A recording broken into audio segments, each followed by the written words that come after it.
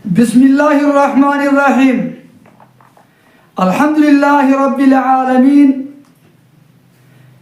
وبه نستعين على أمور الدنيا والدين. الصلاة والسلام على نبينا محمد وعلى آله وأصحابه أجمعين. أما بعد، وبلين كينيا كبجمتوتا في جالتمتوتا كم فقو فيديو خدكا في قدا خين شيخا درسا هندي كيسا نوخن عالم خندت أرقمتن. السلام عليكم ورحمة الله وبركاته. إيغان مقا ربي تين إيغالي ربي باس نبي محمد صلى الله عليه وسلم نبي أبرامتا إساني لتين دنگلاس إيغسيو بود خراها سوخياتين أجدي بيا غورا قلبي كاون نرقاي فچون مرقا كيسن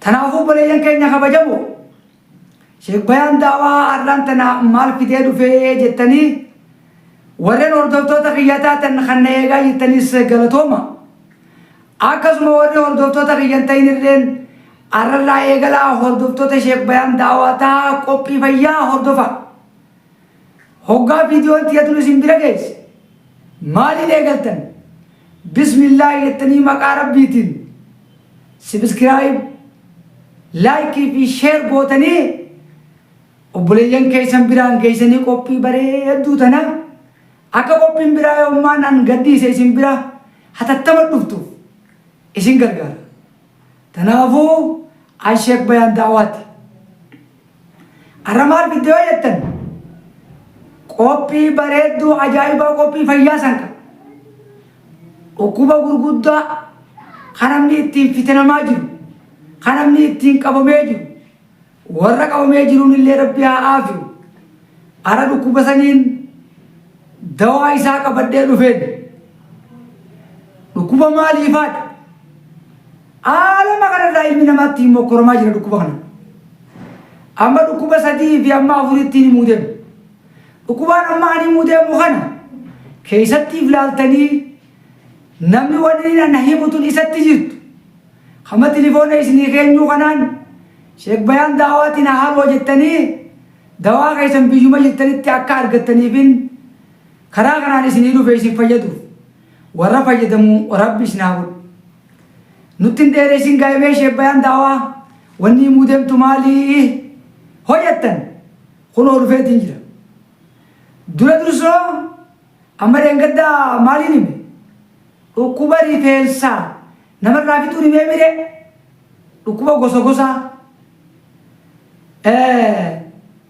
نمني فيديو تنافاري تاتا يوتيوب كي جگه سو دم تني سنتني لالتن إبه غرغرا دوا إسي أرغچو دنديسن عرب نو ويدي بين أرلان تناغي نني مودم ركوبا قومات ركوب نو قومان نما دفخون مال نما غريتو جراخا قفان التجرو قفان غوغوغان بيك قفان ديفاباتي في قفان كن أد قفاسر رامبوكاني خغنما يو أتي ديمتي غنما يو قون ديم ويادا أسري نسي أغرى غلان قفان كن ندبي غلغلا فاقي سندن ديو جايو خاو جتي إيغا ننو تكان تلتكا غروب ما قفامي غلغلا يونين غچيسي نا قفاسسا حفوران نچچتا همال لفا والكولدي تاوتي قفان كي يكون هريبا الأوركا وريتن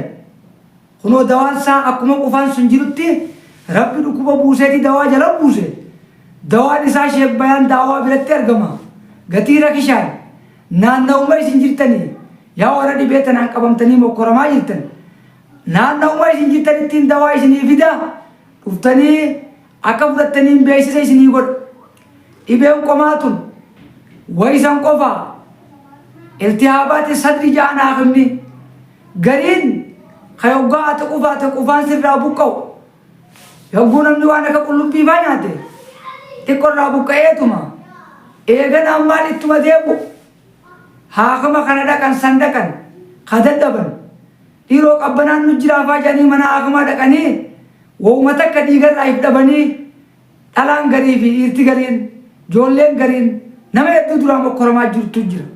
Yaa nama akkanatti duraa ijoolleen mokkoramaa jirtu. Yaa nama jaartiin isaa akkanatti duraa mokkoramaa jirtu qufaa kanaan hirriiba dhabde. Haa jetti ni qufaatti hafuuraa itti qiccite jechuudha. Yogguu qabattan qaamni isaanii ni layda. Laydaa itti argama jechuudha. Kun dhibeen sun iltihaaba sadii qaban namni suni ammallee jiyaaza tanaffusii jedhanii jiyaaza hafuuraa kanaatu iltihaaba qaba.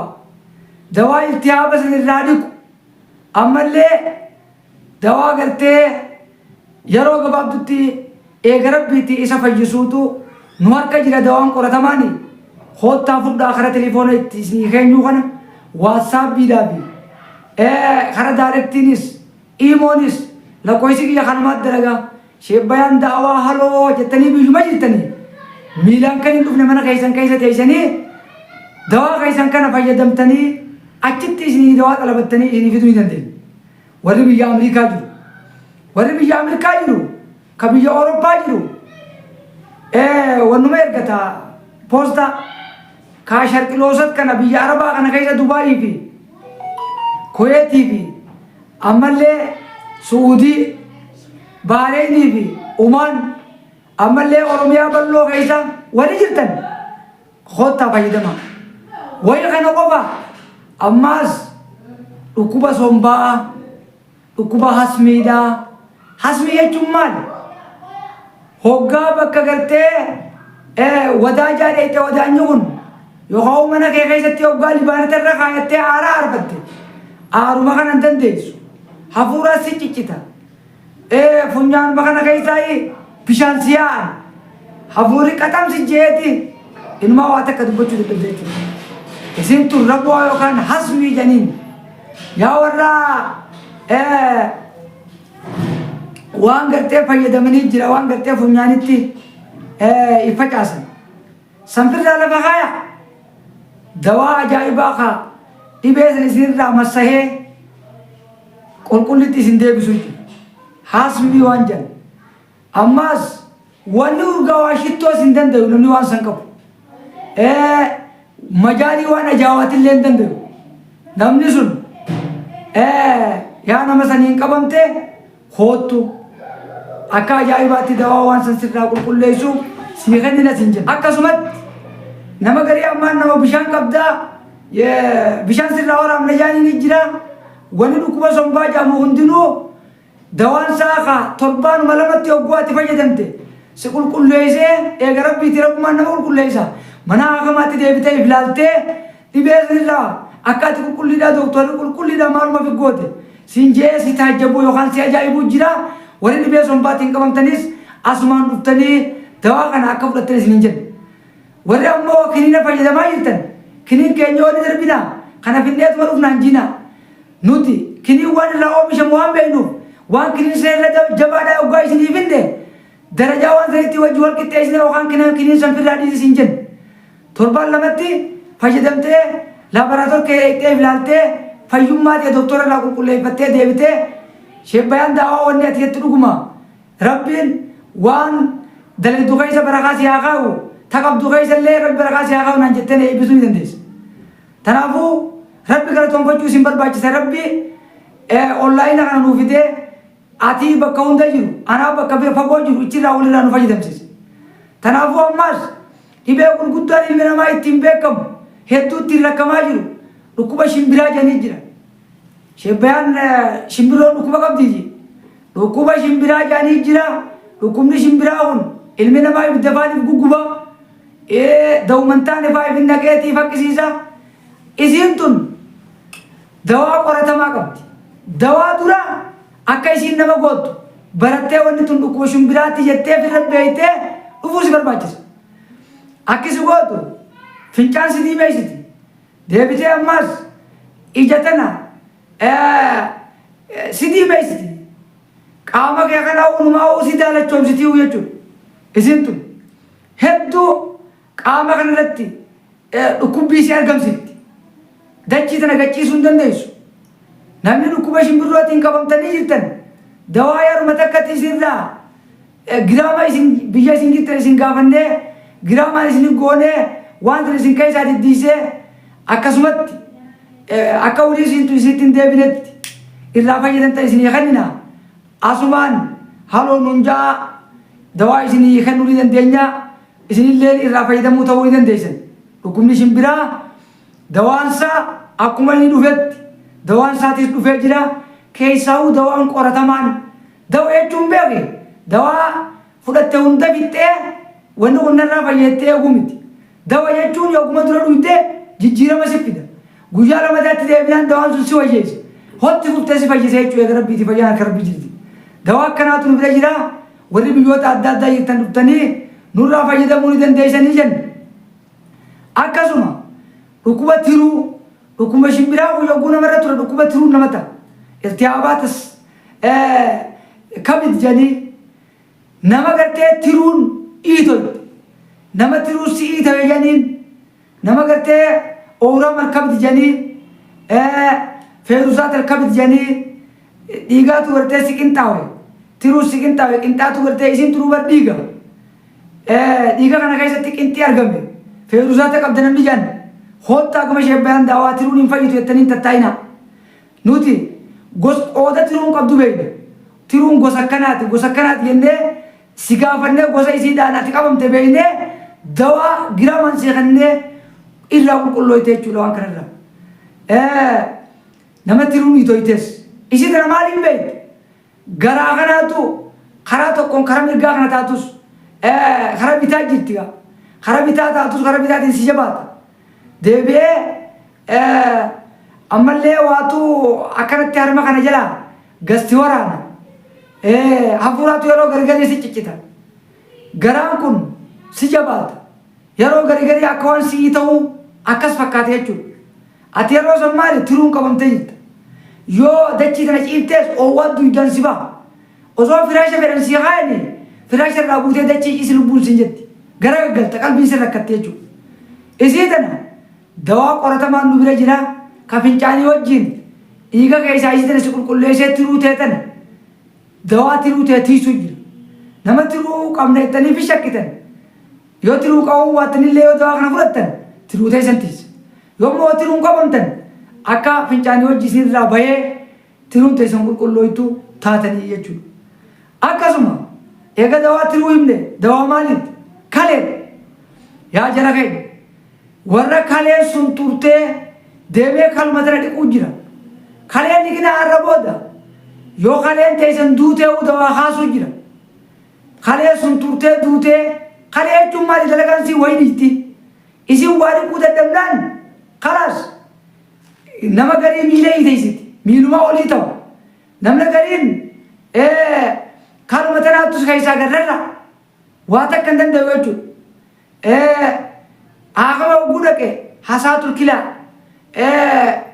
ramlal kilawii afaan arabaatiin cirracha qabda cirrachaan si keessa jira irtihaabaan si keessa jira kaleen ta'e ammallee ni sun turte kaleen ta'e ni duute kalee fitti jijjiirina kaleen tun miliyoona qaaliin kaluma ta'e san tana tiisuudhaaf yoo kalee isin dhukkubdee hottaa gara markaza sheebbayaan daawaa biyyuma feetanii telefoonaan qilleensarra bararaa hottaa na wajji wal qunnamaa dawaa kalee teessanii nadda walaadha dawaa kalee teessanii biyyuma isin jirtu isinii fida kaleen teessan kallattii waa dhiitee waa qulqulleessitee fincaan nagayaa fincaanuu dandeessan hoo fincaan keessan isin diimatte fincaan isin shurukkaa'u boodarraa uffaa kanaan nama hiitawa saniifuu hundinuu kaleerraa dhufuu qabdan ammallee eega kalee isin himne booda yaa nama cobtuun itti jirtu nama dhiiraa kan cidhaan irra